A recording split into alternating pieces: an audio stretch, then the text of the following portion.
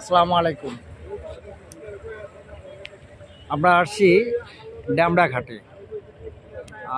প্রায় সন্ধ্যা হবে কাছাকাছি, কিন্তু এবার যে পরিমাণ পানি বিশেষ করলে শীতলক্ষায় প্রবেশ করছে, এইরকম কিন্তু কোনোবারও এরকম পানি হয় নাই। এই যে ঘাটে খুব কাছাকাছি এসে গেছে পানি, আপনারা দেখেন এই পানিটা গতবারের আগের বারও প্রচুর পানি ওদিক থেকে আসছিল, বিশেষ করে ইন্ডিয়ার ওপার থেকে। এইখানে কিন্তু পানি আসে না এখন, যেহেতু চতুর্দিক থেকে পানির কারণে শীতলক্ষা কিন্তু একেবারে পরিপূর্ণ। আর যদি ওই মানে ভিতর থেকে যদি পানি আবার আসে, বালু এমনকি তুরাগ আর এই শীতলক্ষা কিন্তু একদম টইটুম্বুর হয়ে যাবে। দেখতেছেন পানির পরিমাণটা কিন্তু অনেক বেশি।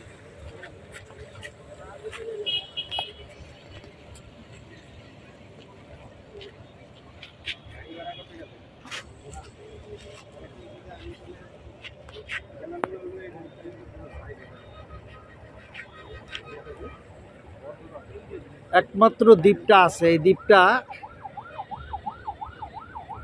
দ্বীপটার নাম হচ্ছে বাওয়ানি দ্বীপ, ড্যামরার বাওয়ানি দ্বীপ। এই দ্বীপটা কি একমাত্র জেগে আছে।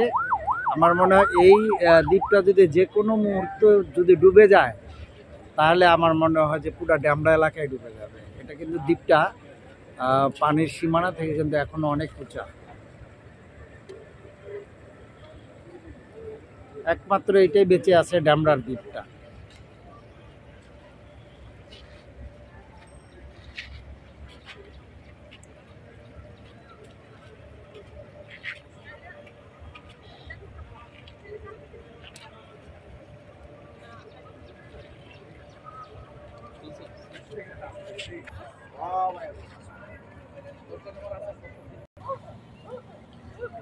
দেখেন খুব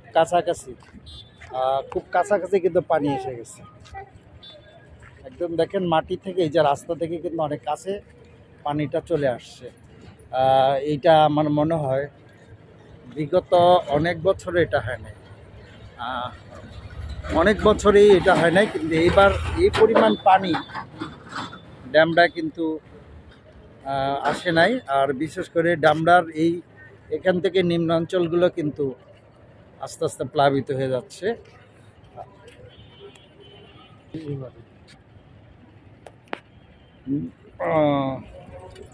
প্রচুর মাছ দেখা যায়, মাছ মনে লাফাচ্ছে, মনে হয় এখানে প্রচুর মাছ, কিন্তু আসলে এগুলো হলো শাকার পিসে কিন্তু ভরে গেছে।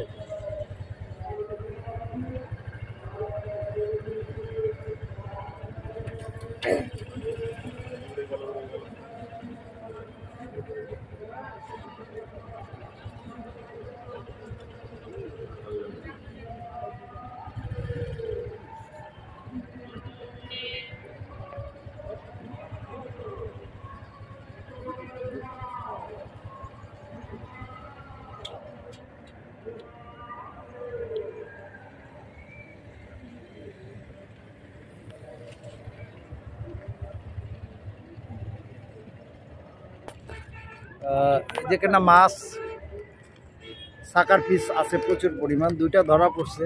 এই মাছটা কি করবেন? ফালাই দিবেন না? দুইটা উঠছে। প্রতি খাওয়া কি শাকার পিস উঠে? ধরেন 1 কেজি উঠবে। 1 কেজির উপরে? এটা সন্ধ্যাবেলায় এইটা আপনার 50 কেজি 1 কেজি হয়। সন্ধ্যার সময় 50 কেজি 1 কেজি হয়। 50 কেজির বস্তা পুরো ভরবে। আচ্ছা, যে আমরা টানের মধ্যে দেখবো যে শাকার পিস কি পরিমাণে এই যে নদীতে বাড়ছে। তো শাকার পিস দিয়ে আমরা কথা বলবো, জাল টান উঠলে আমরা বুঝতে পারবো, আপনাদেরকে নিয়ে যাব। যত বড় বড় 1 কেজি 1.5 কেজি আলা শাকার আছে সব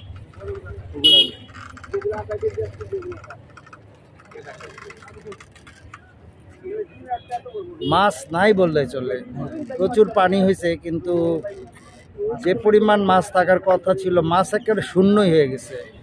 এই যে কয়েকটা দেখা যাচ্ছে এগুলো মনে হয় শাকার পিসের বাচ্চা, ডাটা পুঁটি, মাশাআল্লাহ পুঁটি উঠছে।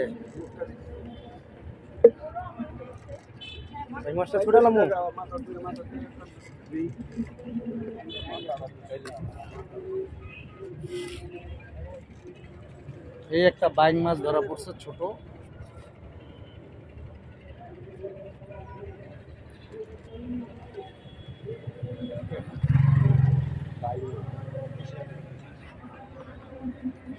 প্রচুর পানি হওয়াতে মনে হয় ডামরাঘাট প্রাণ ফিরে পাচ্ছে এরকম অবস্থা।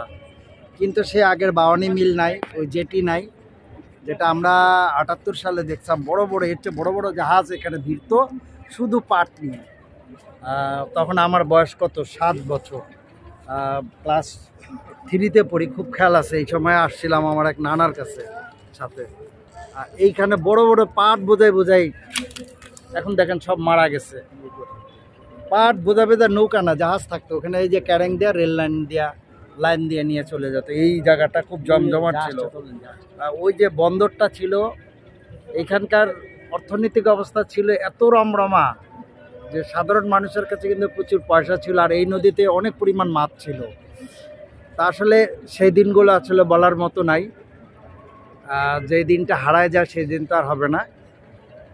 এই যেখানে যত দেখবেন যে মনে হয় মাছ আছে, ছোট ছোট দেখা যাচ্ছে না, এগুলো সব সাকার ফিস দিয়ে কিন্তু পরিপূর্ণ।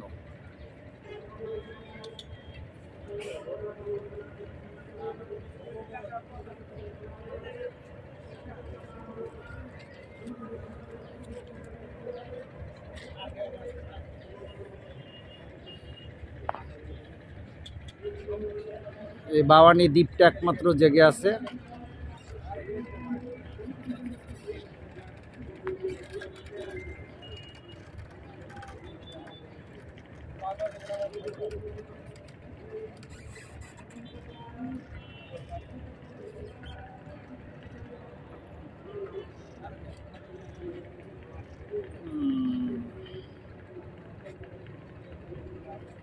ছোট ছোট মাছ কিছু দেখা যায়, পুঁটি মাছ।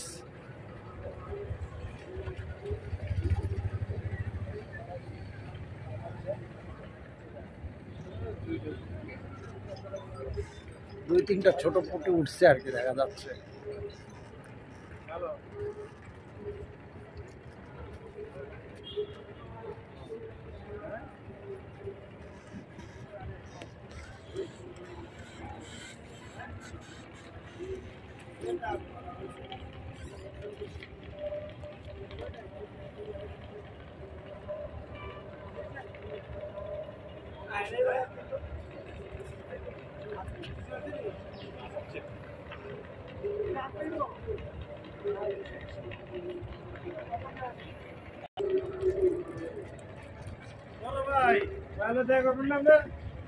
দুইটা তেলাপিয়াও পাইছে, ভালোই। সে পরিমাণ মাছ এখন আর নাই। সাকার পিস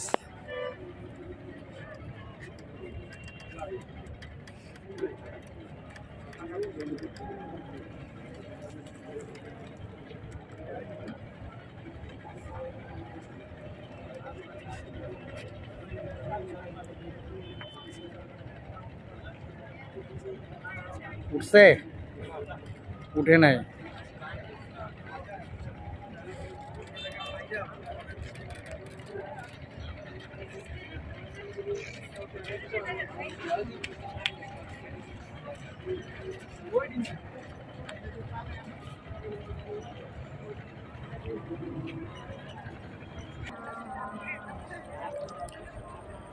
সন্ধ্যা হয়ে গেছে, এখন যাওয়ার পালা।